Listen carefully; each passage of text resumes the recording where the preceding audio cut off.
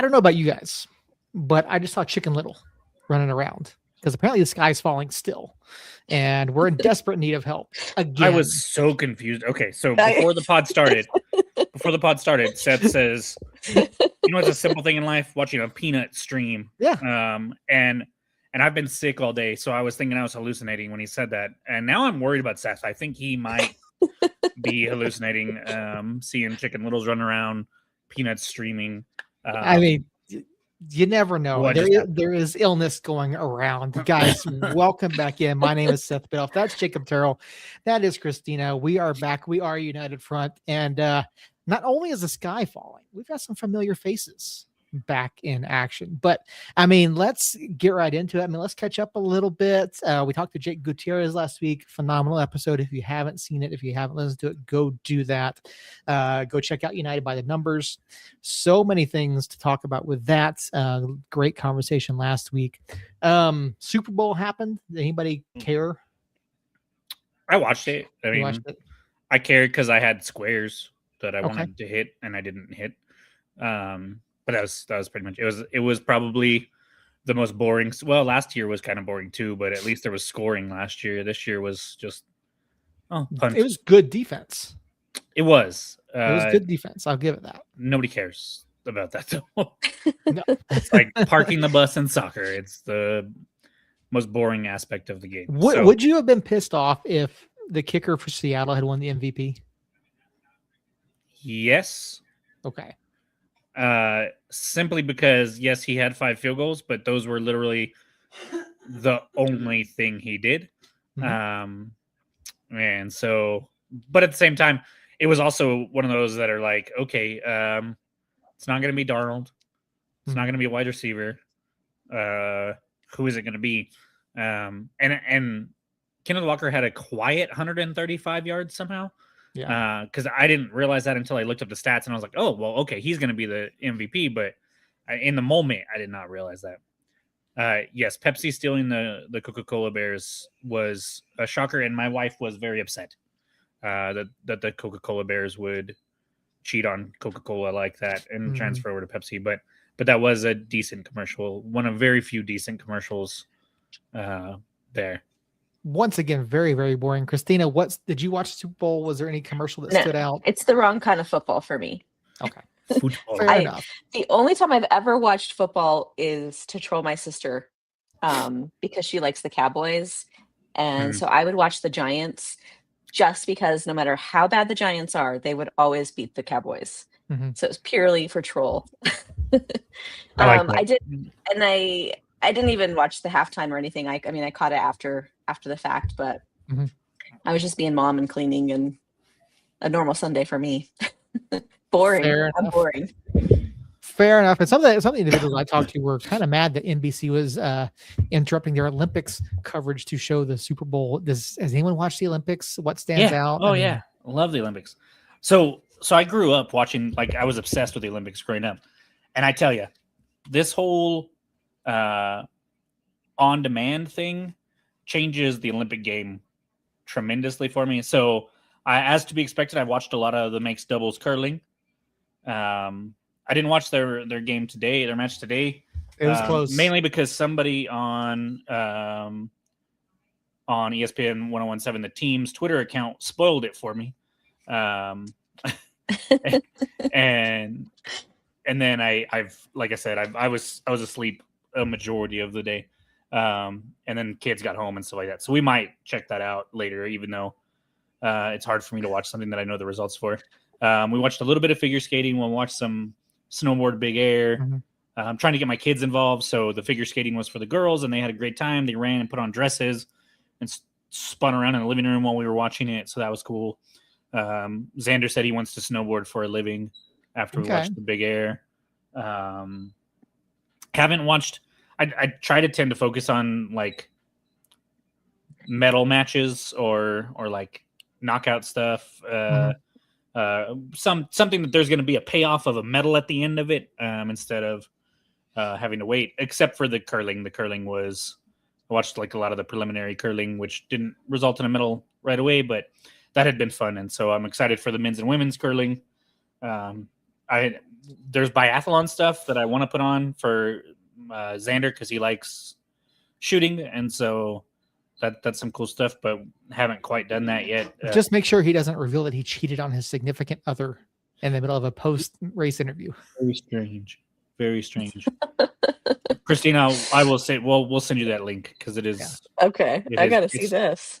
He thanks everybody, and then he breaks down saying that he cheated 3 months ago. I don't know. It was strange. Where was he from? I don't remember. Sweden, Denmark, something. Yeah. One of those. Clearly, it was eating away at him. Yeah. It was. It was. Strange.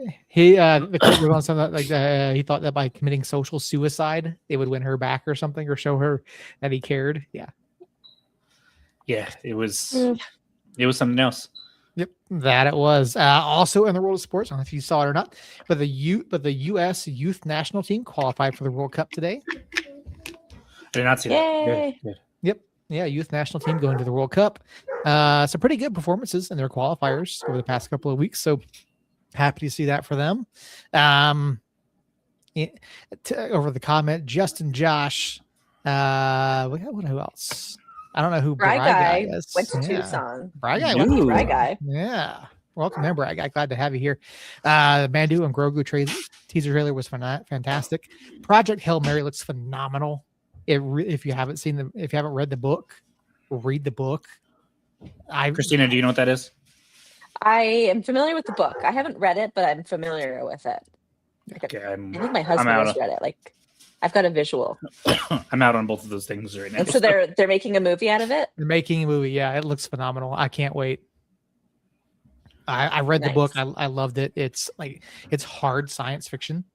Yeah, it's a really good book. I can't wait. Is it by the same author who did the Matt Damon Mars? Yes. Okay, I've read that book. Why can't I think of what it's called? Martian, right? The Martian, yeah, that was a great book and movie. So makes sense that Hail Mary would be equally good. Yep, yeah, I've got it right over there on my bookshelf. But yeah, really phenomenal book. And yes, we are vamping and delaying the inevitable. Three Body Problem is really good. So social media. What is happening right now? I don't know. I don't get it. I'm delaying. It's build up and people we've teased a little bit here, but in case you have not seen the big news, social media the past few days, Cole is pissed. Apparently, we still don't have enough defenders for Cole. Well, I mean, to be fair, we don't have enough defenders. Yeah, we don't have enough defenders. I kind of don't agree with. I don't disagree with Cole in a sense. I flat out told him we don't have enough defenders, but him blaming Jabang playing right back for 18 I think goals, that's PTSD from Jabang being center back for those matches that just went abysmally wrong. Cole just has some issues. Jake, you were having some conversations over the weekend about the last two preseason matches out in Tucson. Obviously, United, we lost to Lou City in the opener, and United splits the last two with a win over Vision FC, a youth talent agency academy thing out of France. What I was told was it was like an all-star cast of up-and-coming French soccer players, and their whole goal was to come out here and kind of showcase them. And it apparently worked a little bit because United did end up picking up one of their center backs for trial against Colorado Springs. So one of the center backs, that's cool. One of the redacteds against Colorado Springs was a center back from Vision FC that we kind of put on trial there. And so we killed them. Redacted with 2 goals, Hurst with 2 goals, Zeko, Dayon, and Jabang all with a goal. Harris too, I think. Yeah, Dayon. Oh yeah. Sorry, I'm on a first name basis with Mr. Harris. No, just kidding. I got yelled at one time. I remember in the comments. That. Do you remember that? I remember saying a first name and somebody was and I was just like, whoa. Like what? I don't. Okay, what do you want me to say? I've gotten it on social media as well. So like it's people early on the Discord, people were like, "Why are you saying their first names?" I'm like, because that's their name. Because that's their name. Yeah. Like it's not like that deep. Yeah, it's not that deep. It's not like I have a close personal relationship with all of them. Like, yeah, we have access, but like I'm not texting the players on every day. Anyway, and like Brucey's called by his last name because his last name's a first name. And so, anyways, yeah. So I'm gonna start referring to him as Daniel just for funsies. That's gonna be weird. It's weird, and I don't like it. But yeah, we destroy Vision FC and then fall short against Colorado Springs in a match that was open to the public. We've gone to Tucson 3-4 years now in a row, and those are typically all behind closed doors. But they actually sold some tickets, and we did have some traveling fans go. I heard that there were probably 300 to 500 people there total in the stands. Yeah, wow. And that might have just been a combination of all the other teams that were there deciding to go and stuff like that. I said I heard that there was a lot of United gear in the stands, but it wasn't like all black and yellow or anything like that. And so sounds like Bry Guy 86. Well, wait, Bry ___ guy 86 was there. So we had at least 4 that I know of because Jake Gutierrez from last week, and then our buddy Andrew Bolte, who's not in the chat yet, and then Tina McNeely from Crucis all made the trip over there. So we had a handful of people out there, which is good. But yeah, it hasn't been the best start. I'll give Cole that. But also it's preseason. Other than the few people that went and watched Colorado Springs, nobody's actually watched those matches. So we have no idea what is going on there. I think we were all pretty certain that we were short some defenders, especially with Keller out for a few more weeks. And so, yeah, it to be expected to an extent. And so we have room to grow. I liked, so I did read Jake's Substack, and I really liked his perspective on it, of it just being it's like spring training, it's the opportunity for the teams to bond, to start working on some cohesion. So, I mean, I think we should take it with a grain of salt. The sky is not falling because we lost most of the matches. Well, I mean, to be fair, we've had 3. We do have 3 more preseason matches coming up. There is still time, and yes, it's early, and there's still players yet to be signed. And I'm not worried. It is what it is. I don't think we've never necessarily like dominated preseason. It's not like it really matters. I mean, maybe like a strong showing in the last match or two. Guys getting 60 plus minutes, getting, making sure their, final preparations are made for the regular season. But other than that, I mean, there's nothing to take away. Like the coaches are evaluating players still, the coach is still looking at who his starters are going to be. Coach is looking at who's going to fill his final few spots. We've had decent results in Tucson, and it's again, it's an opportunity for the club to spend, a few weeks, a month together, isolated from the rest of the world and just focusing on what they need to do. And one of the great things about this season is you have Brucey on the touchline, a guy who's been through all of this, as a player just a year ago, who can be like, guys, this is what we're here for. This is what our goal is, right? So, I'm not worried. I am excited, though. I am excited. The club is coming back. We've got 3 more matches coming up. You've got February 15th against Utah Valley. You got February 21st against Colorado Rapids. And you got the 28th down in El Paso. And actually, there's more. There are, yes. There's a doubleheader. Season ticket members get in free on March 7th, because we start a week later than everybody else, remember? So Yep. A doubleheader, looks like UNLV and West Texas. I don't know the exact logo that's on there, and I'm not going to dig into it too much. But we do have, so we actually have four matches that you can watch in Albuquerque in the preseason. I think the El Paso one's closed door, but probably it's because it's El Paso. West Texas A&M, Justin says. So I think Justin's right too. Historically, the team hasn't, had a successful Tucson performance in terms of winning matches. Well, in like the Lou City match, we talked about it briefly last Tuesday. That was a match against a team that had already had 2 preseason matches against MLS opponents under their belt. And we hadn't had that kind of competition. And so the Colorado Springs one is a little more upsetting. But it's preseason, it's early. I'm not too concerned about it. And I would be shocked if we don't add a few more defenders in some way, shape, or form. It does sound like we don't have a lot of we don't have any really center back trialists necessarily. There's some left and right backs, which we'll get into one of those here shortly.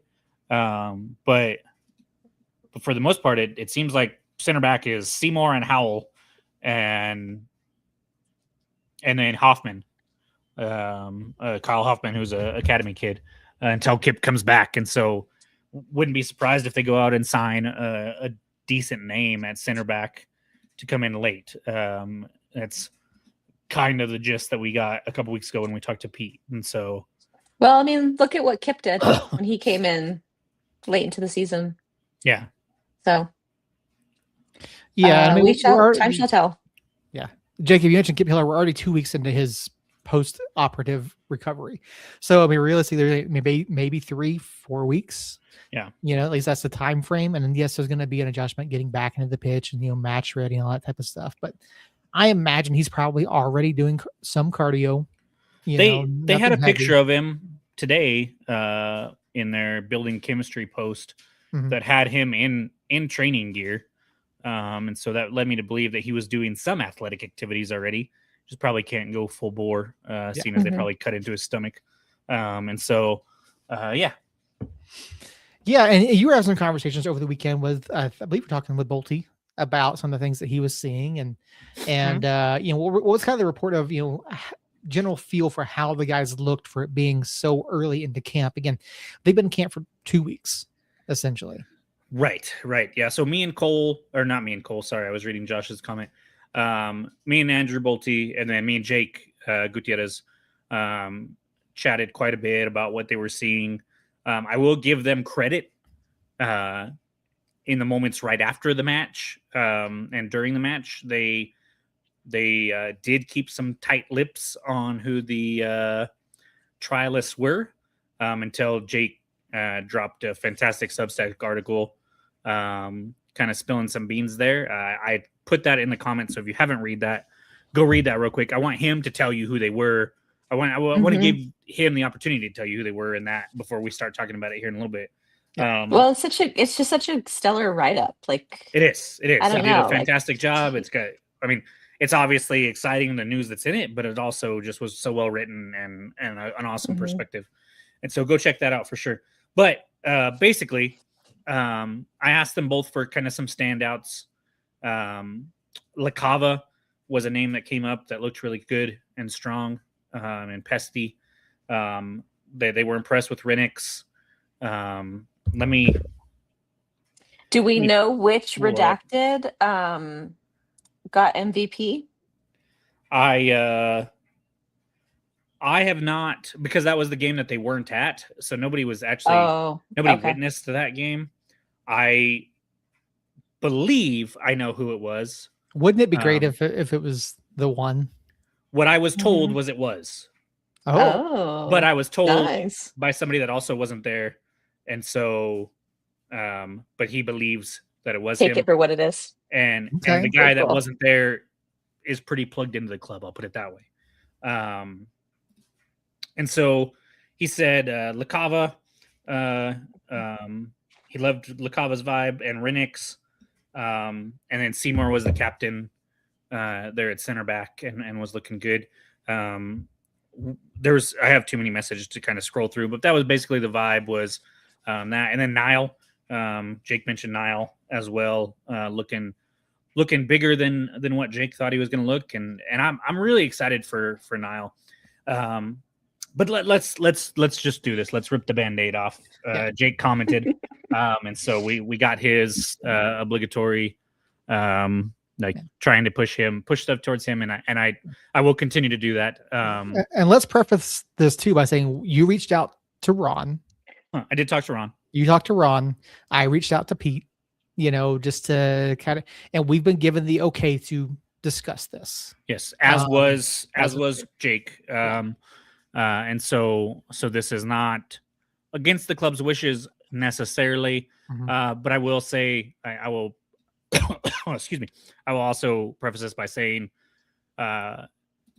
these guys are a long way from actually making the team. They are just on trial. They do not have a contract, and the club could go out and build up a lot of hype with this, but they're choosing not to. And so we're going to talk about it here because it's out there and we have to and want to. But we will not be hyping it up either. But that right there, redacted number 23, the gentleman who scored the brace, according to somebody close to the club against Vision FC, is the one and only Christian Nava.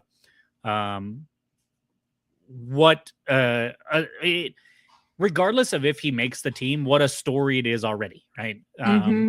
A kid who tore an ACL and then came back, tore it again, had some maturity level issues as a kind of let's face it, he was a superstar in the soccer world here in Albuquerque. He's the first player to come up and really get a chance to run with the ones. He's scored multiple goals even on the first team. Got hurt, maybe didn't handle that quite as well as he should have, but he was also 19 at the time. And so just him fighting to get back, he looks thicker, he looks stronger. What I was told was he looked really good. He's planting, like if you read the Substack, he's planting and pivoting and moving and getting stuck in, and seems to be relatively healthy, all things considered. And so before we move on to the next name, we've talked about the importance of a New Mexico presence on this first team. Did not think this would be the New Mexico presence on this first team, but well, good, Brian. That's great insight there. You could tell watching him, he wants it.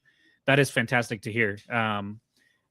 He is a kid that has all the talent in the world, and I'm excited. And look, I don't have any insight on this. He scores a brace, I believe, anyways. I think it would be kind of crazy if he's even remotely capable of playing at a high level, not to sign him. I don't imagine he would be, this is going to sound kind of harsh, but I don't imagine he'd be very expensive coming off those injuries and being as young as he is. And so as long as he's healthy right now and performing like he seems to be with 2 goals, then I think he has a decent chance of making it. And again, that is not me saying the club has said anything like that. I'm just putting things together in my brain. Christina was the one that broke the news to us. I was asleep when my phone started going off, and I was like, "What?" Again, we talked about hallucinating at the beginning of the show, and and in my sick and sleepy state, I'm like, "What, Nava? Huh? What?" And so, Christina, when you read that Substack, 1 on a scale of 10, was it a 12 surprise level? And then what were your initial feelings there? I saw Jake's Instagram story, and so I do follow him on Substack, so I went to go read it. I had texted or DM'd with Jake a little bit right at kickoff, and he had said there weren't really any of the redacted players yet. I think he said they were hiding in the shade. But they had to come out eventually. And so I was looking forward to just hearing perspective from the fans who were out there. And I never in a million years was I thinking Nava. So I was gleeful for sure. I was like grinning ear to ear. And it just like, I think I DM'd Jake and said it, like his write up about it. I feel like it like healed a little part of my heart for Nava. You know, it just, I tore my ACL in high school, and I mean, I was on the sidelines with my older siblings from before I could even walk. Soccer was like my life, and I was, you know, nowhere near, you know, what Nava was getting to experience with having this academy opportunity and then a first team opportunity, and so I feel like I can really empathize. To some degree on just how devastating an ACL injury can be. And then for it to happen twice, you know, and I would not have been surprised if he had just walked away from the sport and tried to move on with his life. And the fact that he's come back and that he, you know, is showing on the pitch that he really wants it and that he's able to just go 100%, I could not be more thrilled. For sure, it's like a 12. Good. And I think that was part of the expectation that many of us had after the second ACL. I mean, you know, it's hard, like you said, it's hard enough to come back from one. You know, the best athletes in the world, it's hard enough for them to come back, right? Obviously, some amazing stories of guys coming back, you know, Adrian Peterson, Josef Martinez, and some others. But for a kid as young as Christian is, you know, he's still got, you know, hopefully plenty of years ahead. But when he made that post after the second one, I know that we thought there was no chance we would see him again.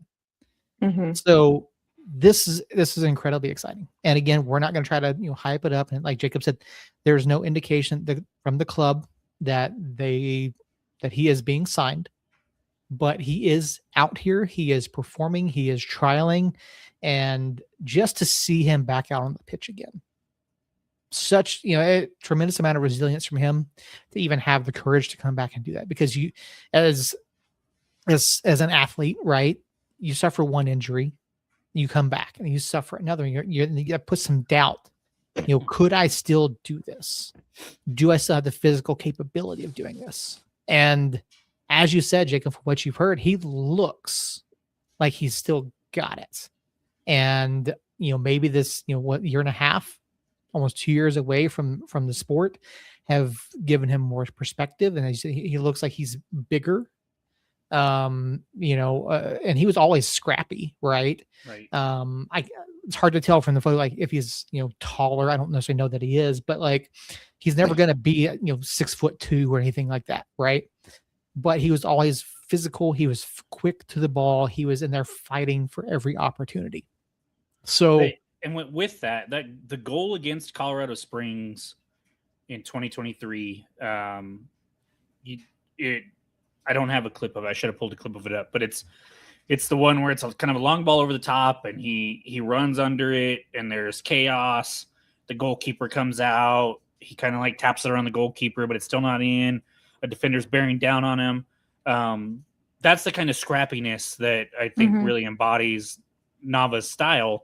Or at least the style that he had, because he might have changed his style some, but you can't take that scrappiness out of most people. And so I watched that goal before I knew he was coming back. Sometimes when I can't sleep, I'll just go down YouTube rabbit holes of highlights from yesteryear, and came across that one and was like, oh yeah, I forgot about that goal.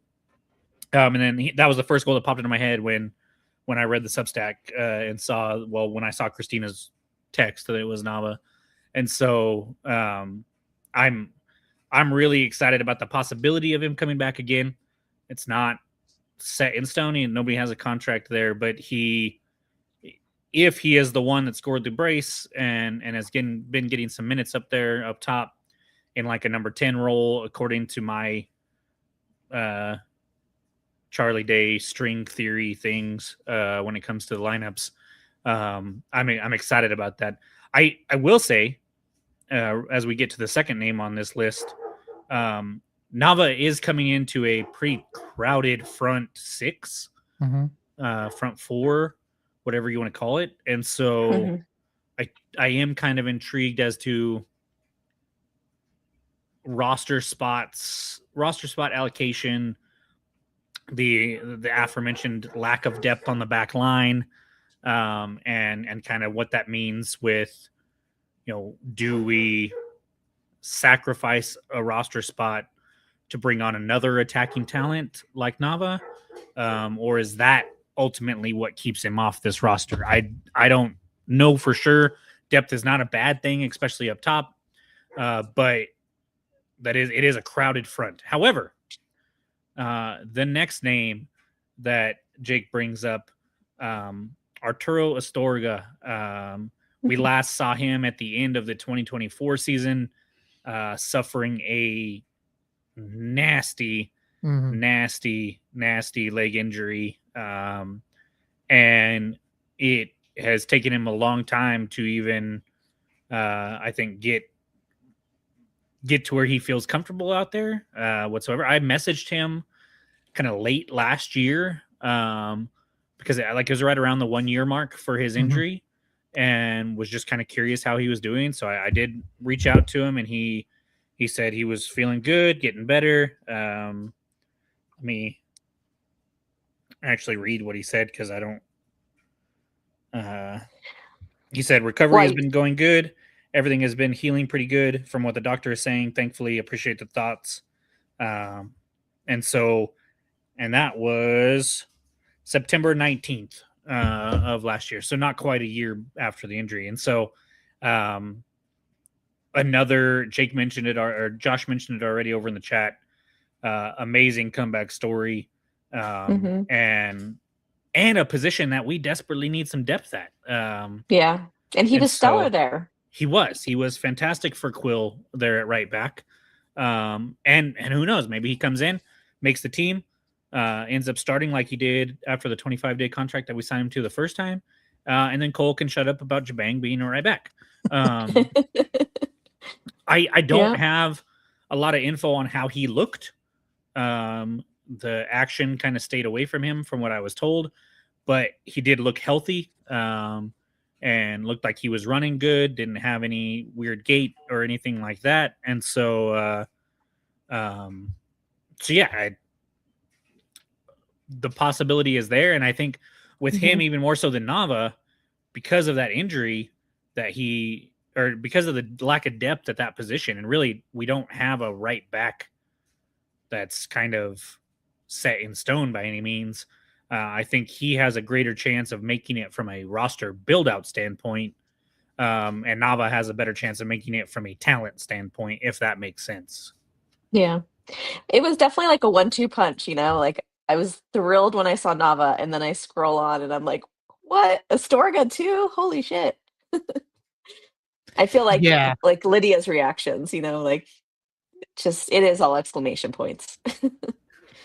It is, and given the nature of his injury, basically destroying his knee. I think if I remember correctly, he ruptured every tendon in his knee, which is just an ACL is awful, right? Any one of those is bad, but to essentially have to go, I mean, my guess is complete reconstructive surgery on the knee. Like it's incredible to see him come back. Like I remember watching that live. I was in the press box.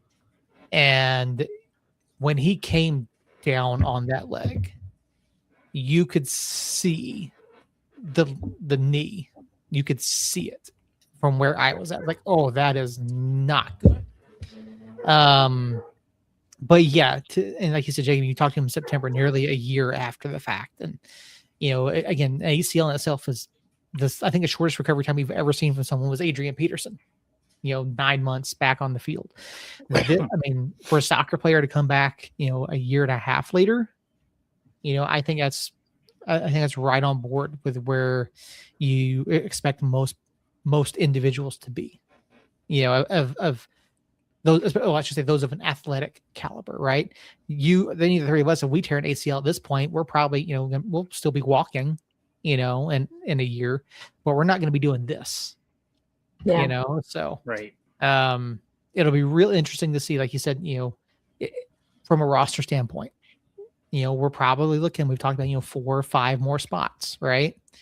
And with a need it right back, obviously there's a very good chance that Astorga makes it.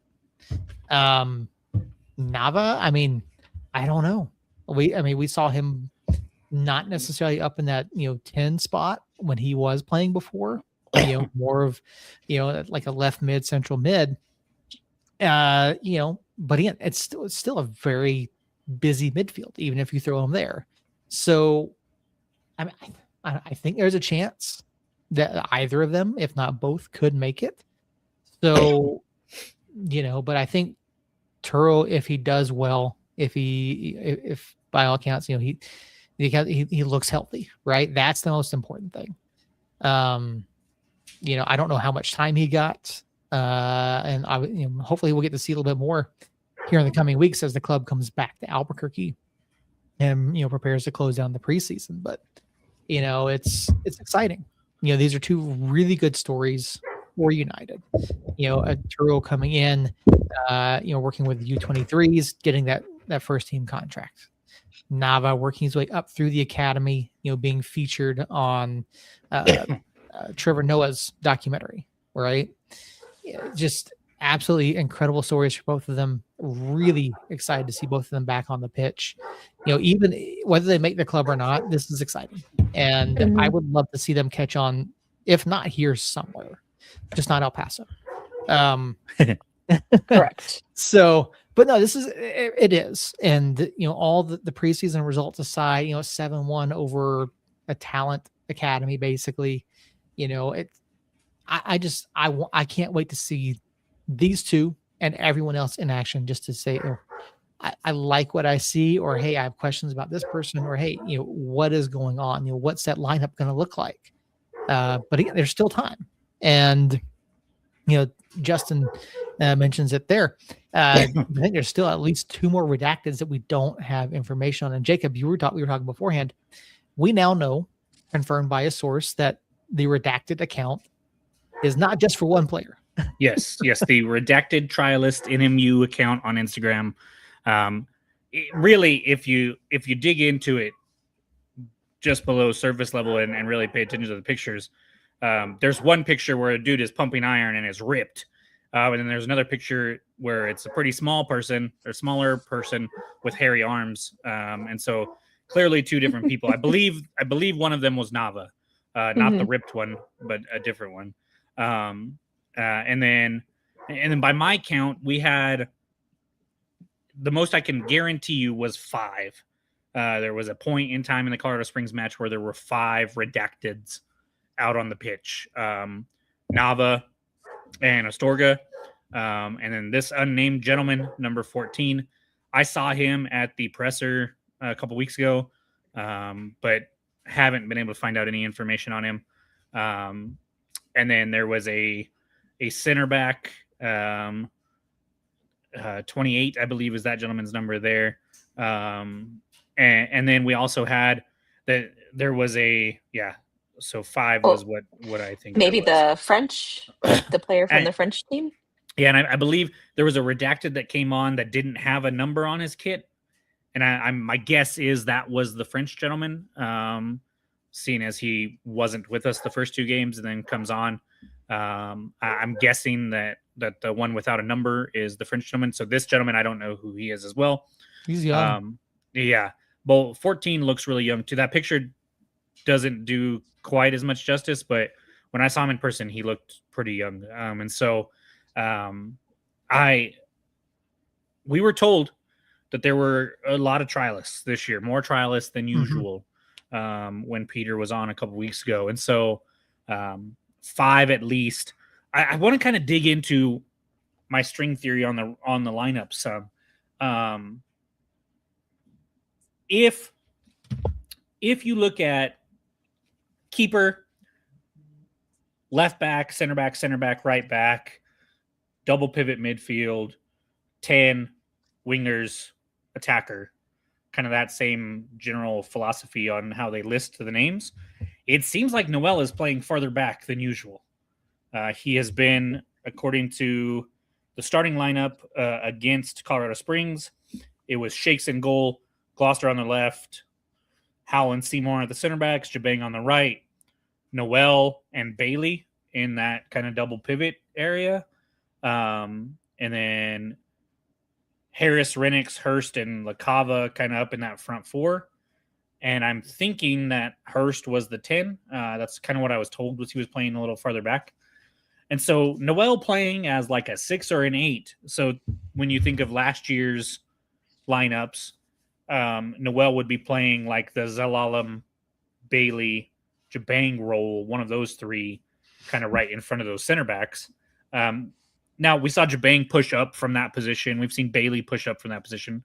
So I know that Noel can still get forward from that position, but it just seems strange to me when he is such a good number 10 and such a good string puller from the offensive position of that midfield, the attacking position of that midfield, that to move him back is an interesting little wrinkle that I'm curious. I hope we get to see it in person because I want to see what it looks like. Am I crazy?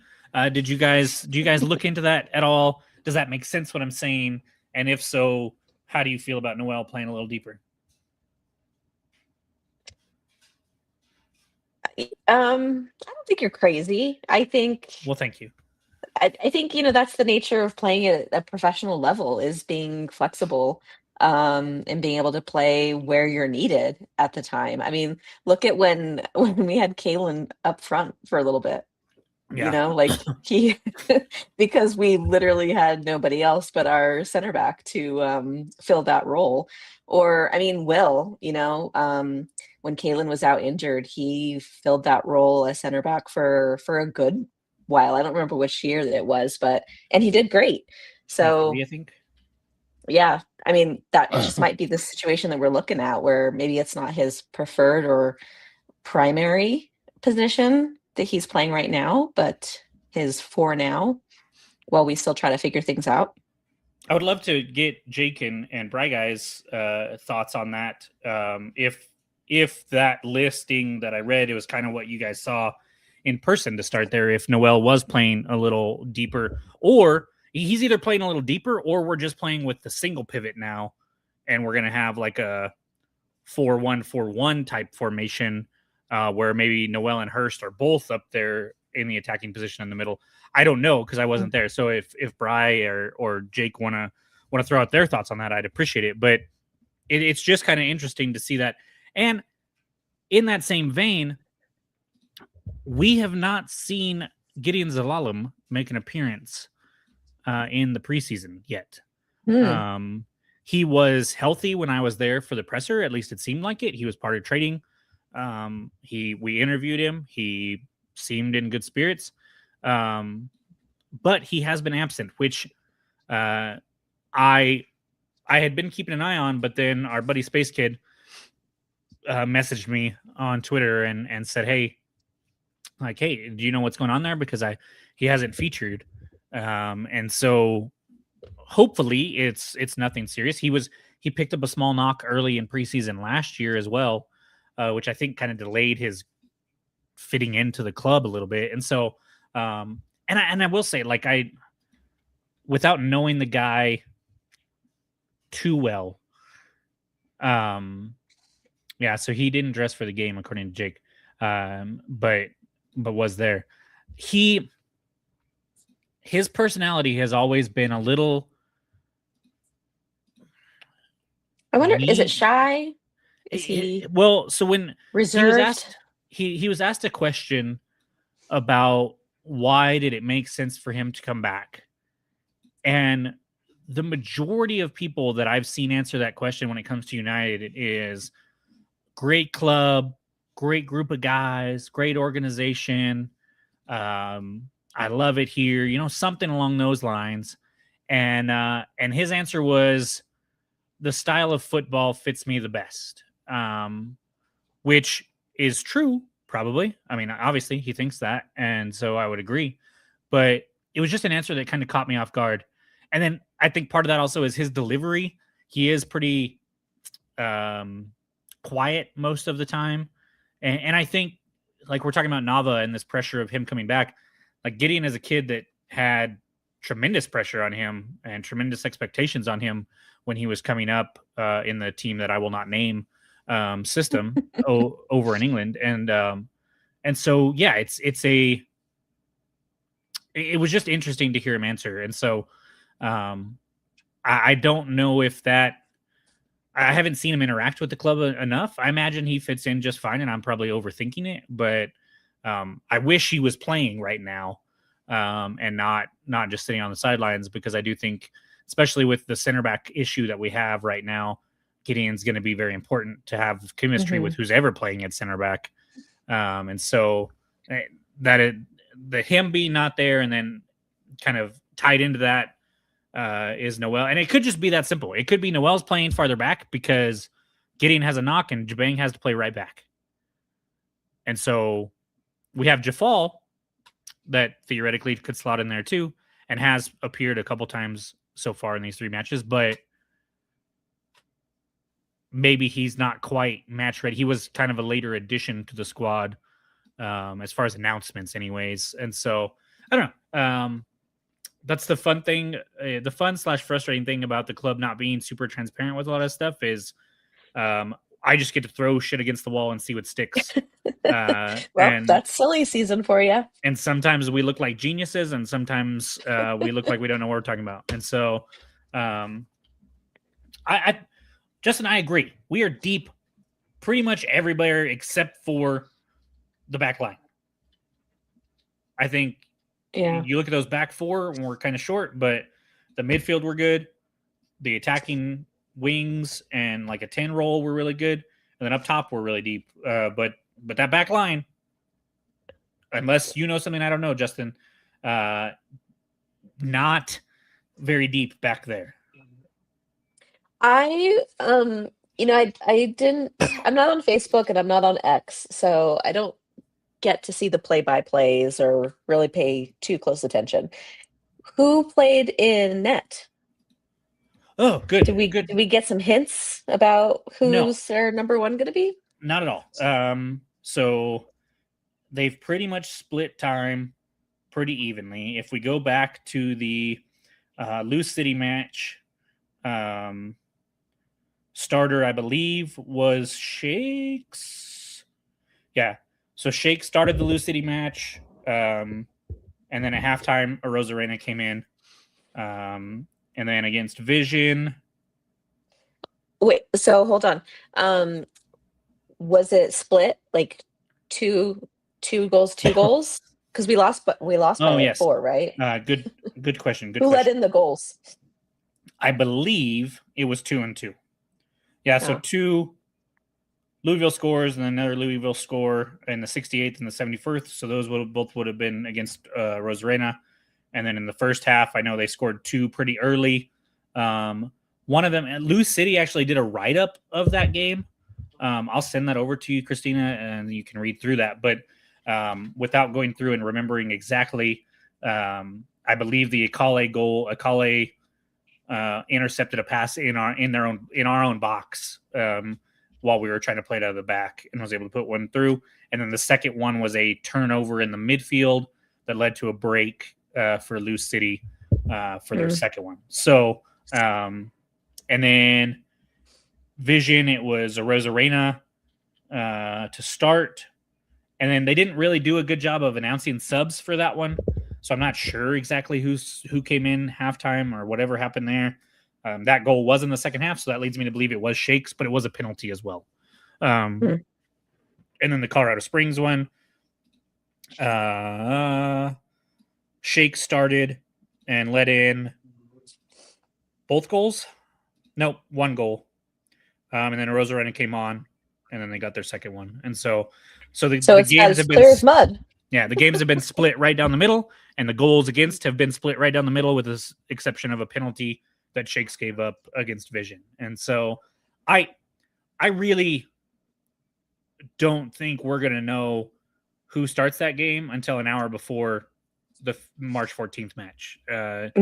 They won't. And part of that is because I don't think the coaching staff's going to know until the day of the match, at least.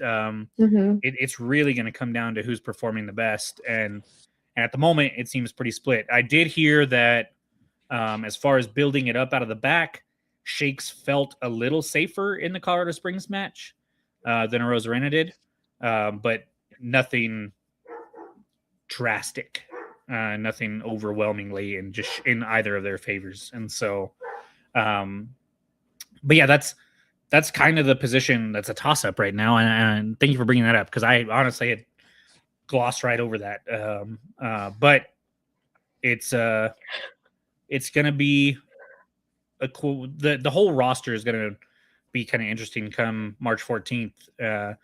I need to do, I won't put Nava or Astorga in there still, mainly because I don't think they'll start. Well, maybe Astorga if he makes the team, but and we don't have another right back. But I do need to maybe hello, Eric, redo my way too early starting lineup prediction for March 14th, like I did a couple weeks ago or a week ago. But yeah, it's hard to talk about a game that you don't see and you just pick up on little things. It helped with this one, having a couple sources that were there. And Eric, I will tell you what you missed. You missed Christian Nava and Arturo Astorga are trialing with the club. That's the big headline.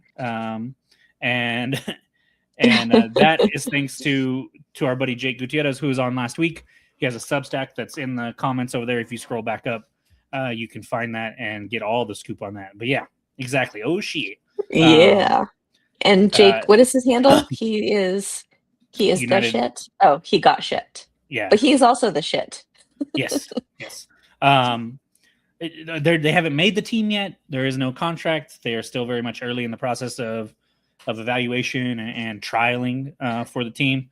But it supposedly was Nava that got the brace against Vision FC.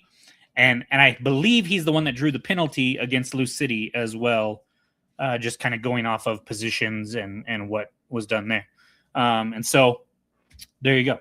Yeah, tomorrow so Josh, it's funny you mentioned that. I actually reached out to Bella and Ron on Monday via email and was like, hey, a lot of talk about Redacted. We have a home match coming up. I'm thinking that either you're going to announce something between now and then or something. I want to know if you're going to announce it before Tuesday so we can maybe reschedule or do an emergency pod depending on who it is or whatever. And they were basically just like, yeah, nothing's coming this week. But I wouldn't be surprised if we get something. I've been keeping track of other clubs announcing their jersey reveals. And so there's a couple on the 13th. There's one on like the 26th. And as we know, there will be a new kit coming down the line. At least one. I wouldn't be surprised because we've had the Sandia kit for 2 seasons now too. And we've had the House kit for like 3 or 4 seasons. And so very curious. Andrew says Nava looked good in his time in the second half, got a shot on goal and was generally quick with good movement. So straight from an eyewitness account there. You know what I was thinking that's kind of wild? Nava's coming into, it's an entirely different squad. Yeah. Other than Bruce being on the sideline now. Yeah, coach. New coach.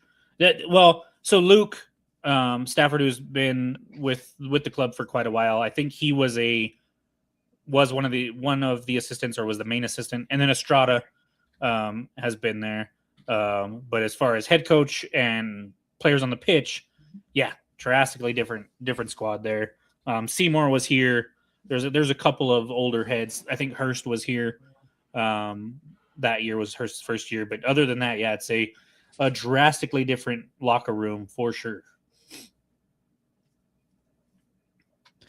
Yeah, maybe that's a good start for him too. And it's not that Troy and Zach and Coach Quill had any anything against him. I mean, unfortunately, he was just hurt for for the last 2 seasons. So it's a chance to start fresh for him, like you mentioned. So I mean, obviously there's enough. I mean, if he's been on trial for the entire preseason so far, I'm assuming he was probably working out prior to preseason officially getting underway, getting back in shape and most likely working out with some of the guys, especially, the guys who stay local in the off season. So yeah, I mean, it's exciting. It's exciting to see. I can't wait to see how they interact and how things come together. And we're just a few short days away from the next preseason match. I'm gonna pour a little bit of cold water. Christina might get mad at me. He doesn't shoot from the outside. No. He for all the talent that Nava had when he was with the club earlier, he had maturity issues. And I kind of addressed it earlier. But he is a kid. He was a kid. He's still a young man now, but he was a kid when he was first here, and so there's a little leeway there. But he didn't seem to take his recovery seriously the first time, and so what it seems like to me is he has flipped that switch. Right? He has been like, you know what, I fucked up and threw away something that could have been really good, and is willing to fight to get it back, which is what I'm hoping for and thinking is the case. But that until I see that with my own two eyes, there will always be a small little part in the back of my head that is cautiously optimistic that has gone and he has reached that maturity level that he needs to succeed as a professional athlete. And I'm, like Seth said, I'm excited to see how he interacts with the club or with his teammates, how he carries himself. He was always really nice to talk to when he was here before he got hurt. And so I don't expect that to change. And shy too, reserved. Yeah, a little bit. To us, especially, to the media, especially. I think if you talk to his friends, he was probably a little on the cocky side, because who wouldn't be in that situation, right? You're a 17, 18, 19-year-old kid that is playing with a bunch of adults and holding your own. And so when you go back to high school, you're like, yeah, that I have an awesome life. So I get it.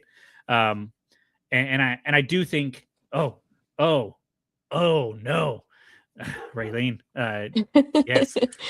She also did get screenshots from me of the Substack. Okay, so. Good. Okay. so Nava is a trialist, as is Astorga. No contract yet.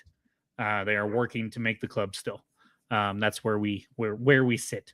I want to shout out Raylene and Jeremiah for a awesome video that United put together for Black History Month. Familia. With interviewing Jeremiah, there was a heartwarming part with him and Usman, an exchange between them. It's fun to see. I loved seeing the clips of Jeremiah actually like being the ball boy and getting into it and reacting, and that was my favorite part of the video, I think, there, other than the Jabang part. And then he's just an awesome kid, and we need to get him back on. But speaking of getting him back on, we've talked about wanting to have Coach on before the season starts, so we're working on that. Jeremiah's always wanting. I always want Jeremiah to come back on. I have got responses from a few former players that are not named Chris Wehan that want to come on. I will hold those for us for right now until I can maybe get a date or something like that. But they are names that all of us know and love for sure. First name basis. Yeah, exactly. And they are all retired. Some more recent than others. But so we will continue to have guests on. I think just what it feels like to me, we're going to be a little guest heavier this season than we are in the past. Yeah. Boy, that would be quite the trip. So when I reached out to people, I didn't reach out to people that were signed with anybody or doing anything in the soccer realm, and he's still playing some indoors. So I didn't know if I need to go through a proper channel there. So I was just thinking, okay, who's not playing anymore that I can reach out to? And I reached out to a handful. I'd be drilling Freighter about, okay, when are we getting the Alumni United TST team going, buddy? Like you've done it a few years now. Let's get the United people in the mix. Would he play for us or would he play for Jamaica like he is now? That would be a great question to ask him. We'll have to get I think if he could play alongside Suggsy again, hell yeah, he'd be playing for us. Suggs and Dev and Weehan. Yeah. That'd be fun. Harry, Kalen. Maybe Harry and Kalen. Yeah. Yeah. So yeah, that is true. So maybe I'll have to reach out to him and see what's going on there too. But we should have some guests coming up, and after that video, we got to get Jeremiah on. I want him to be able to. Hopefully, he'll go to some of the preseason games or something, and get a little bit of insider info, or not insider info, but be able to lay eyes on these new guys, and then we can get him on and talk about his thoughts on them. And so, yeah, that. I don't even remember what I was talking about when I saw. I want to highlight, thinking about Jeremiah and the video, it again just goes to show how amazing the club has been with being that ladder. Jeremiah started out going to the Black History clinic. Yeah, clinic, yeah. And then progressed to becoming a buddy at the with the Down Syndrome Network. That was over a month-long program to being a ball boy and then becoming ball manager. And it's just so cool. I'm so proud of Jeremiah, but it also speaks to just how amazing the club is for even our youth, and bringing them up into these roles and experiences and just fostering just that growth. That's just why I'm such a United stan. Yeah, and so you just mentioned it, Bella. Shout out Bella over in the chat. Thanks for popping on, and she's probably just keeping tabs on us. But a view is a view nonetheless. She mentions the Top Soccer program. We got a press release email saying that they're going to relaunch League for All Abilities. There was a press conference Wednesday, or there is a press conference tomorrow, I should say, about that. I won't be able to make it, unfortunately. That's the thing about us is we are media while having day jobs, and so it's hard typically to get out there. But they're going to be relaunching that, and so hopefully after tomorrow's presser, we'll have some more information on that. And shout out to Bella. She's done a great job stepping up so far after Delmi's absence, with Delmi leaving to go to San Jose. Bella stepped up and has been engaged with us and chatting with us and getting back to us promptly when we have questions. And so glad she could be here and listen to us not spoil anything too hard. Yeah. And, for those of you listening, I encourage, participating in the Top Soccer program. It's so much fun. They offer training before the program kicks off. And it's a little bit of a time commitment, but my goodness, is it rewarding and so much fun. And you don't have to be great. You don't have to be in shape. You just have to be, someone who wants to get out there and support kids and see just a lot of fun and a lot of smiles and, get some sunshine. Oh, you're muted, Jacob. What's the one that you kind of helped build up and put together? Since Bella's in the chat, you might be able to get that out there and she can get back to us on it. Yeah. The United in Our Abilities. So that one's a little bit different than the Top Soccer.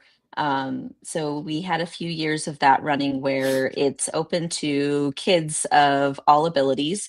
So kids who have autism, kids with Down syndrome, kids who are deaf or have hearing loss, kids with cerebral palsy. And that one is where it's just a one-day clinic, but there's occupational therapists and speech therapists and behavior therapists who all come together and support one-on-one with these kiddos. And it's the academy players who run the stations and We do training with the academy players as well, teaching them about kids with different abilities and how to support them and how to interact with them. And so it's just a really amazing program that I can guarantee no other soccer club is doing. Right. And I know you haven't heard anything about that coming up this year or anything like that. So Bella, if you reach out to me or Christina, I don't know if you have Christina's email, because she I don't know if we've done that on the media side back end yet. So we'll get together and we'll try to figure out a connection there for sure. But yeah, so overall, guys, well, first I want to know, are you either of you going Sunday? Is it this Sunday? It is. Clearly I haven't thought about it. So yes, the schedule is the February 15th, 1 p.m. It will be at Santa Ana Soccer Complex. What I found out was that it is Rio Rapids' big tournament over there this weekend, and so we are actually having the preseason match right smack dab in the middle of that tournament. Where it's cool. It's all you have to do is pay $5 to go park, which is for every game there. And so $5 parking, cash only. And then it says claim a free ticket on SeatGeek, but I think that's more for numbers. So go do that. And then yeah, it's just to walk up and you can watch New Mexico United take on Utah Valley, I believe it is. And so will you guys be there? Is it not going to work out? And then I'll kind of tell you what I'm going to do. I live in Placitas now, so that's convenient for me. Right there. Count me in. Christina will be there. Good. I'm glad you put it on my radar because it was not. We will have a presence for United Front. Good. Seth? I believe so. Does my referee's patch get me in for free? Probably not for parking. No, you still probably have to pay for parking. If the Rapids if the Rapids soccer tournament's going on,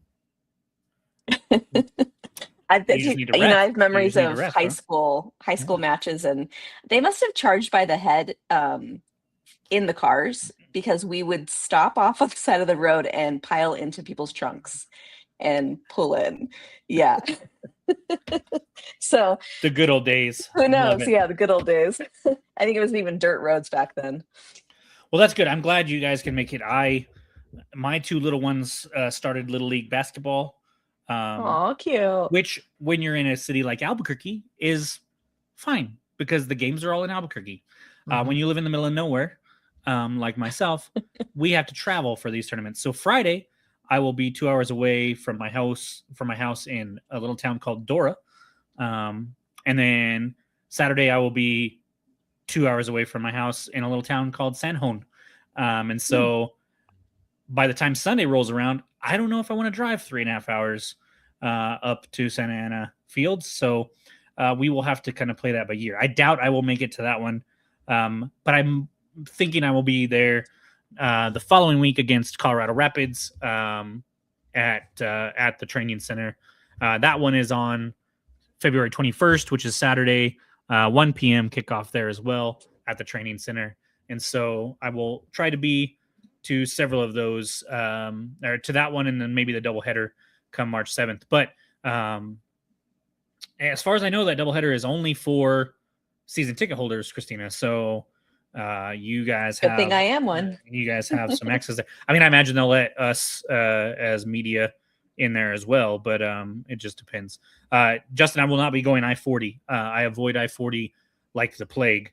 And so I will be going up through Ragland and House and all these little tiny communities up to San Juan. But it has been an interesting day as far as news is concerned. Do you guys have anything? Well, there was one. What was the other thing that I wanted to talk about? Sorry. Eric asked if we can live stream the game. I wonder, they're probably not going to try to do that, huh?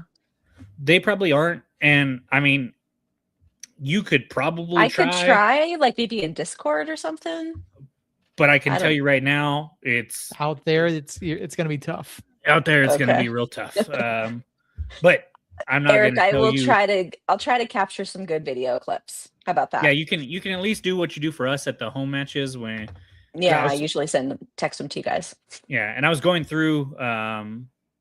It's ticketed for general public on the 7th. So you get in free, Christina, but unfortunately there'll be more people there than just the season ticket holders.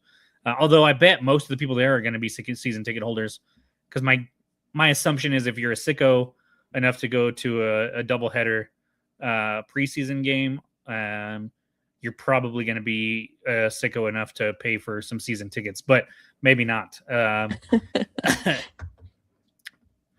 There was something else, but my brain is obviously not wanting to cooperate. Seth, you got anything for us while I reset real quick? Thanks. I don't know. I can't really think of anything. There hasn't been a whole lot of news otherwise. I've still been trying to follow up on some of the former players who were out of contract. No one else seems to have really been picked up anywhere, at least not that I saw. I've been trying to follow Which along players? with just like this year's the 2025 roster. Like I'd love to see if Jackson get picked up somewhere. Jalen Lindsey, yeah, those guys would love to see. Especially, I mean, Thomas, Among's, I guess, but like Jalen, I was excited for Jalen to come in. Jackson, obviously being an academy kid, maybe didn't he go to college? I could be wrong. I don't think Jackson did. No. Yeah, I don't think so. Yeah. What about? I mean, Tony. Do we know where he's signed? Yeah. Herbert went to Indy 11. Yeah. Okay. Yep, he went there. Yeah, and then obviously still no official word from Sergio, but as Pete revealed on the show a few weeks back, I mean Sergio's retiring. So, but I haven't seen anything official from Sergio himself, unless I've missed it somewhere. But yeah, I was just thinking about that today too. Yeah. I mean, with him taking on the role with the futsal and everything, and obviously, he had some good moments in 2025, but I think he's at a point in his life where he wants to continue into something else, and with his investments and things in local businesses, I think he's ready. Mackenzie Gaines is still unsigned as well. Haven't seen anything from him, but yeah, it's. Again, still plenty of time. Still lots of time for teams to make changes. Still no CBA.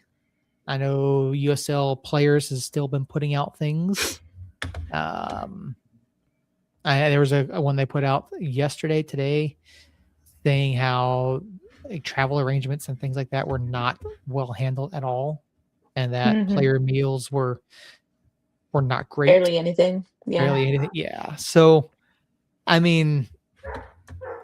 Again, I don't want to. Obviously, there's no news, so the season is now a month away, less than a month away. We don't have a CBA. Do we know? Does that cover League One as well? That they have a separate CBA. They do. Yeah, League One has their own. Is just championship players. Okay. Yeah, this is just and the social media it says like championship player. Yeah. I know the quotes have been from championship player, but because I was wondering like the financial ramifications of the minimums and stuff like that. I find it hard to believe that it's not going to come through kind of in the players' favor with the championship sides. But I was wondering if it also included League One, if that was kind of a possible holdup there. But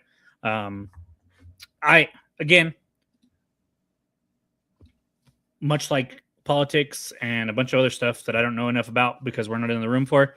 When it comes to that stuff, I just kind of step back and go, okay, I don't know. So we're going to wait and see. So that's part of the reason why you probably won't hear me mention the CBA much until it gets done. But it is rather important that it does get done. And it's kind of the only thing I can think of when I see those posts is like, what team is this? Miami? Yeah. Vegas? And it just makes me sad, like it just sucks. Wasn't it Legion that had issues a few years ago with like their facilities? I think so, but also, why can't I think of it? the name, the East Coast team. They're usually not super great. Loudon? And it's usually young. Yes. I think there's been rumblings of their facilities being underwhelming. Could be. I mean, our facilities aren't. They're great. So Loudon was the team that was in the news, not Legion. Yeah. But our facilities are at a higher standard because it's a AAA club or AAA baseball field. But for soccer, it's not the best. And I know year before last, the opening match against Pittsburgh, they actually had the Pittsburgh locker room was a tent in the bullpen because they were working on oh my gosh. one of the things. And so we're not completely out of the loop there on some of that stuff, but that comes with not having your own stadium, unfortunately. When I went to the Hartford match, they had media under a tent. Nice. Behind one of the goals. Fun. Yeah. Who cares about media? We don't have a I still we don't have have an association. I still have my press pass. That is one thing I haven't done yet is be media at a match. Yeah. Away from here. I desperately wanted to try to get creds for LAFC when we went, Christina, but that would have been pretty cool. Decided that I wanted to drink instead, and enjoy myself. Yeah, I think that's a good choice.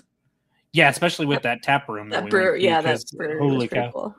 I don't even remember what my bill was there. Between it's tricky because it's by the ounce. I mean, Justin. Sorry, Justin did bring up there was the city org whatever website that released the news article today. The city has extended the lease for United at Isotopes Park through 2029. Well, I mean, I guess it's right, like something. I think me and Josh were talking about this the other day. Actually, maybe it wasn't Josh. I don't remember who it was, but somebody asked me, like, realistically, when do I think that we could have a stadium? And I'm like, well, it's going to take at least 2 years to do. Mm-hmm. And so since we haven't broke ground on anything yet, because I'm talking 2 years from like groundbreaking, not from the city getting all their stuff done and then us doing it. It's just like from the time that the city gets it ready and then us going in there and breaking ground on it, it's going to be 2 years. And so 2028 is the possibly earliest, but I didn't even think that was going to be the case. Yeah. We'll see. The stadium thing, like when we talk about the stadium thing compared to like the Players Association, the CBA, I'm way more worried about the stadium thing than the CBA because I think the CBA gets done. I think the stadium does too. I want, like Justin's talking about the fairgrounds with the $92 million that they're pouring into that place. And so it is changing the venue an option at this point. I don't know. We'll have to see. But things to look forward to, stadium announcements eventually. But in the shorter term, kid announcements, like we talked about a little bit earlier, should be getting at least one, if not two. And everything that I'm hearing is one has a collar. So that could be awesome. It could be meh. It could be. I think it's probably going to be awesome just because it's United, and I don't know if their miss on a kit was last year's maybe, and that was just because we were all expecting a new one and it was just a change of font. But but I think that they'll knock it out of the park. I'm curious if it's a set of kits because Pete did say on the pod a couple weeks ago to plan on kind of growing your budget for jerseys, which means I think there's more than one coming down the line, which is exciting. And so we'll have to see what happens there. There's a lot of stuff going on in the chat when it comes to other big picture things that we could go on to them, but I feel like we're kind of beating a dead horse with some of that stuff in some sense. And it would take longer than the 10 minutes that we have left before stoppage time. And so we won't touch on that too much right now. Next week, we'll have the one preseason match that we will have actually 2 eyewitnesses for, hopefully. And so we'll be able to chat about that. Maybe we'll get a little bit of roster news. By then, it'll obviously be clear that Nava and Astorga are there, so we'll talk about them some more. Maybe we'll get some info on number 14 and number 28 by then. And, and then maybe then we can dig into some of this stuff over here. But maybe then we'll have an idea of when the Black and Yellow Bash is, when the jersey is going to get announced. I don't know if they'll announce the jersey at the Black and Yellow Bash like they did with the Taos kit, or that was fun when they did that, or if they'll do it before then. So that was the same year that Lagoon Siesta Park came out, and so that was when Peter dropped that little Pete leak. Was at that Taos kit reveal as well. So typically, if you go to the Black and Yellow Bash, you get something, because last year it was Thomas Among being announced, and so there's always something there. So we'll be on the lookout for that. We'll be on the lookout for a kit announcement. A slew of MLS teams put out their new kits, and there's some nice ones and there's some really not nice ones there. And so go check that out even if you're not a fan of MLS, but you like kits. There's some nice ones over there. And I'd be curious to get some of your guys' opinions on those at some point, because there's some weird ones. But other than that, guys, I think I've talked way too much already. Oh, so quickly, when we were talking to Jake last week, Jake mentioned United by the Numbers kits from Olive and York. Yes, he did. Oh, very cool. Yeah. Hang on. Where is my page? I like Olive and York too. They've got they do really really great stuff. He did, in fact, give a preview of it. Oh man, I missed that. The same blog post that we were talking about earlier. Oh, really? Yeah. I didn't scroll far enough, apparently. Let me share this here real quick. Bam. Oh, yeah. Ooh, I like the turquoise on the sleeves. Pre-order available on Saturday the 14th.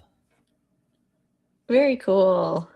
Josh, if you want United Front kits, share these videos with people so we get more than we get right now, and then maybe we can do some. Those are nice. Yeah. I think I'd put redacted on the back of mine. Jake, if you're still over in the chat, we mentioned Hurst being the 10th member of the 2-number squad. If Nava ends up making the squad, he's been wearing 23 in preseason, so he would be the 11th 2-number guy, which is interesting. $40? No, that's for the book. Oh, the book. Okay. Oh, wait. No, the name and number. No, it is $45. 45. Oh, with the name and number. 45 with and name and number without. of your choice. 40 without. Yeah. So you could put redacted on there for sure. Redacted. I gotta think of what number. So these are not available for pre-order until Saturday the 14th. Nice. So, babe, Valentine's Day gift. But Josh, we have ideas about things. We don't know yet, but we got to figure some other stuff out. That's all I'll say. Olive in York. The pre-order page does not appear to be up yet. So I linked the Substack there, Eric. So you can go to the Substack. That's the article that has that stuff in it, and then it is right there. I did see those, but I was too sick and sleepy and confused about Nava and Astorga to react, I guess. But yeah, if you want the link for Olive and York, here it is right there. You can go to Olive and York. That's where they will be available for pre-order. If Jake's out there listening, Jake, shoot it when the link's ready to go live. Let us know. We will absolutely help you promote that, because those are cool. I like those. Those are nice. Nice. Good. Yeah, Olive and York does some great quality stuff. Good shout, Seth. I completely missed that, and apparently Christina did too. So yeah, totally did. Good catch. Christina, you got any other thoughts? I had a thought, but it's gone. Good. What was I going to say? I don't remember. I'm not the only one. That's good. No, you're not. It's past my bedtime. Seth did cut you off. I will blame Seth. Yep. Because he was like, oh, and then talked about the Olive and York kits. So, Seth, what else you got? Anything else there, bud? That's all that I've got. Patreon's coming. We're still working on it. Yes. And we have a new background. We do. That was a surprise even for Christina and Seth. I did that today while I was sick. Love it. And like Seth said, we're working on Patreon. I'm working on another thing for the pod. We're going to have some shirts for us to wear to games to look official to an extent that I'm working on with a lady here that does some screen printing. It's not going to be anything fancy. It's literally just going to be our logo on a polo. But the Olive and York is a possibility. I looked into scarves last year a little bit, but wasn't sold on them necessarily. But a kit, on the other hand, possible. The thing with the scarves is we would have to order like in ahead of time, and Yeah. So we'll see. But if you guys got nothing else, nope, I think we're good. I'll get us out of here then. Again, the chat, a lot to name. So if I missed you, I'm sorry. I'm not going to scroll through. But Raylene, Andrew, Eric, Bry Guy, Jake, Josh, Justin. There's somebody, and my heart won't let me forget. So I'm going to scroll just a second while I try to remember who else it was. Desert, that's who it was. Mike, our boy Mike. And then I did see Mama Christina in here at the very, very beginning. And then, of course, Bella popped in for a little bit over there. It was nice to have her insight there. And Linda talking about Nava and Astorga, kind of freaking out about those. So thank all of you over in the chat. Thank everybody that's listening to this at a later date. Again, with Nava and Astorga, the club is fine with us talking about it because it's already out there. But you will not see us post their names in New Mexico United Nation or anything like that. We're not going to hype them up too much right now. It's still early. We're still not sure. They have a lot of pressure on them. And so the club is choosing not to hype them up. And so we will also not hype them up. But it was something that we definitely needed to talk about because two very exciting and big names in New Mexico circles. And so just wanted to reiterate that. So thank you guys all so much. If you're listening later, rate and review us on whatever podcast player you're listening to. If you're watching on YouTube, please subscribe. We were at $14.99 on Facebook for the longest time. Like I'm talking months. And we finally, it was actually Jake who didn't like the page until he came on. Gonna point that out for a second. He was just waiting for that nice round number. Yeah, right. It was United by the Numbers that put us at 1,500, and then his personal account put us at 1,501. And since then we've got a few more. So thank you all for doing that. If you're not following us, go follow us on all the social medias. And then you can follow us personal accounts. Christina has an Instagram, and that's it. I've got Blue Sky too. Oh yeah, Blue Sky. Seth has everything. I have everything but Twitter. And so I just run our account on Twitter. So if you like that, then that's me most of the time. But thank you all again so much, Christina, Seth. Christina, how was Florida? Freezing. Really? Yes, the fountains were literally frozen over. It was colder than New York. That is hilarious and sad at the same time. I'm sorry. Yes. And my daughter, they were in a different division this year. And so last time they actually won nationals. This time they just wanted to make top 10 and they placed 8th, which they were thrilled about. And we realized that the team who won, my daughter's dance, high school dance, they've won for 35 years in a row. So that seems rigged at that point. Right? Isn't that wild? At that point. But I will say they looked like college level athletes. Like they were something else to behold. But yeah, it was really fun, really tiring. I came home exhausted, but jumped right back into life and the swing of things. And I'm not traveling again until spring break. Same. Where are you going for that? Back to Florida. Oh, okay. I'm sorry. Hopefully it'll be warmer. Probably not. Maybe actually. But cool. Well, yeah. I meant to ask that earlier, and then we got sidetracked. So glad I we was got the really lowdown sad there. I was really hoping to pop on, but the timing of when we were at Epcot. So when the park closed, the line to get on the bus shuttles back to the hotel was atrocious. And by the time I got back, you guys were halfway through and I was exhausted. So see, that's why when it comes to stuff like that, like my wife went to Disney when she was a kid, and she's talked about wanting to take our kids to Disney. And I think, 30 years ago, 20 years ago, it was doable. But now I don't have any desire to fight those crowds. And then especially me with my like law enforcement background, crowds make me make you nervous as can be anyways. And so I can't, even when I'm in those situations, I can't enjoy them because my head's constantly on a swivel, and it makes sense. I've got older kids, so that's true. I had a great time just like drinking and trying all the foods and just hanging with my mom and my sister, and occasionally got to pop in and say hi to my daughter, but she was doing her own thing. So that's true. If I had little kids, it's a lot harder. Like I see them melting down and crying and parents overwhelmed, and it just does not seem like the happiest place on earth. No. But I myself was, quite content, even though I was freezing. I can't believe that it was that cold. That it was, like I said, it's 12 degrees. That is hilarious and sucks at the same time. I apologize. I don't mean to laugh at your uncomfortableness there, but to go there, it's fun. I went in December of 23, and it was relatively nice. It was cold-ish. They had a storm roll in with some rain, but it wasn't terrible. So that's crazy. That's crazy. I'll take the cold though, even the 12-degree cold over the sweltering hot. The last time I had gone was in September, and that was miserable. And I'd never again will I go to Florida in September.